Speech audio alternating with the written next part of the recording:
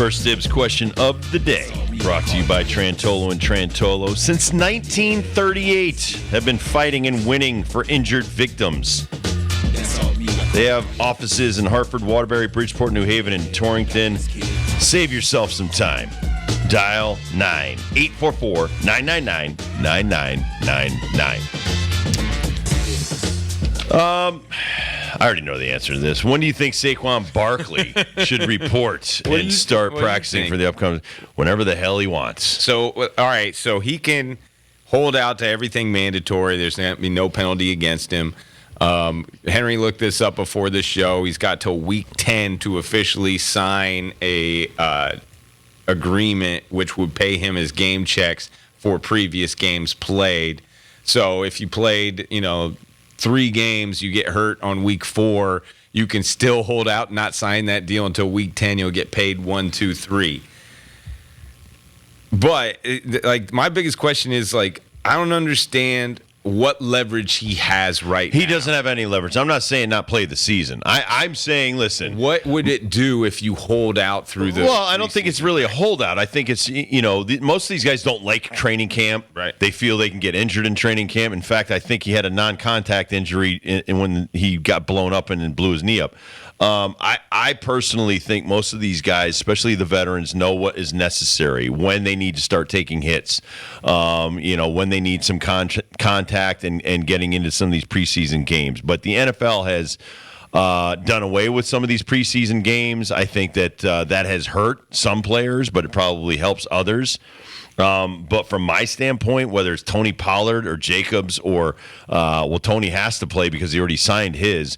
But these guys know what's necessary to win and win championships for their teams. But at the same time, like Derrick Henry said today, if you're not under a huge guaranteed contract and it's year to year, you're rolling the dice. But, I mean, listen, we saw Le'Veon Bell do this crap in Pittsburgh.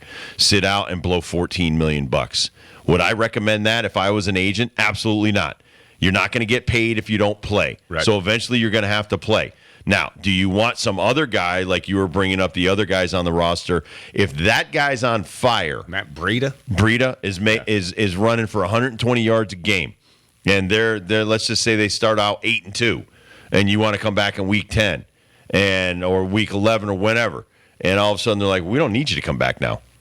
You don't need to come back, or you're just going to sit the bench. That's not going to help you moving forward either. So I think sit out some of the training camp, but be ready for the start of the season. The one thing that will hurt the Giants where they don't want this is just the cohesiveness of the offense. And that's the thing for Saquon. If you don't do this, you're somewhat hurting yourself as much as you're hurting the team as well. And I understand non-contact injuries and all of that could change, but still you're going to get that money if you sign that franchise tag and you go play.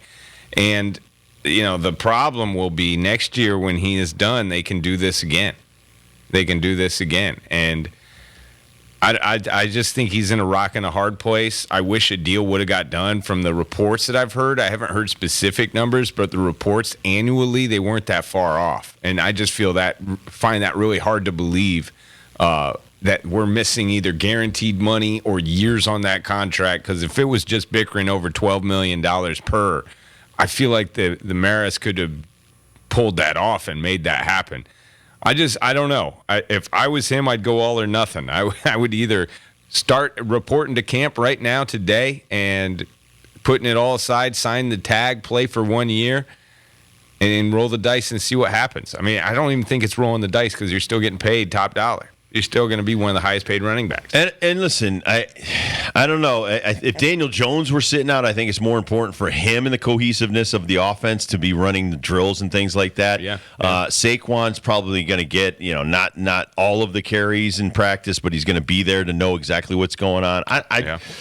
You and I both know that this guy is a professional. He knows what he needs to do. But I agree with you, man. If you're going to show your teammates that I want to win, and I want to win with the Giants, you show up right now. You know who week 1 is, don't you? I don't. Dallas Cowboys. Yeah. But my thing is, I respect these guys when they sit out. I would never try to manage another man's money.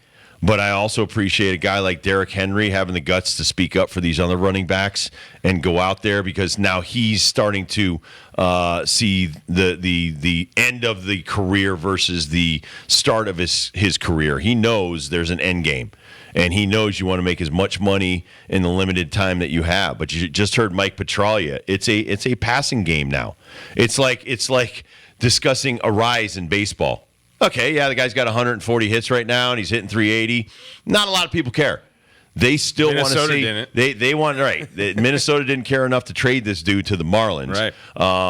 And so, yes, it's great to see guys hit for average, but I think everybody loves Shohei and 35 home runs. Everybody loves 62 and Aaron Judge. We love numbers like that. We love 450-foot home runs. We love the home run derby as much as we love the All-Star game. So I think that's where we are in football now. We love a certain aspect of the game, and these guys are maybe taken for granted until they're not there. But if I'm Saquon Barkley, and I was injured a few years ago, and really this team stuck with you, but as a business decision, you started talking 16, 17, 18 million per. That's not a language that they want to discuss with you right now. Well, even if it was 13, listening to. They say it was 14. They say it was right there with all the other. We brought this up yesterday. The top guy's making 16, and that's McCaffrey. Right. The other guys are making between 12 and 14. Somewhere in there, that's where the answer lies for you and your agent. New York, it's more expensive to live in that area. I get that. So if you're saying cost of living is different here than somewhere, well, San Francisco is just as ridiculous tax-wise. So, but as far as running backs go, man, that's what the guys are getting. But exactly, and that's just the breakdown of the position. Like, your body is going to break down, even for Derrick Henry. Derrick Henry's feet are now an issue for the 2023 season. That's nothing that you want to hear about, especially if you got long-term contracts with these guys. It sucks because these running backs are the superstars in Pop Warner all the way through the NFL. Maybe they should change when they can get their max deals compared to other positions, because it feels like they're used and abused and thrown away, and we'll bring the next one from the trash heap.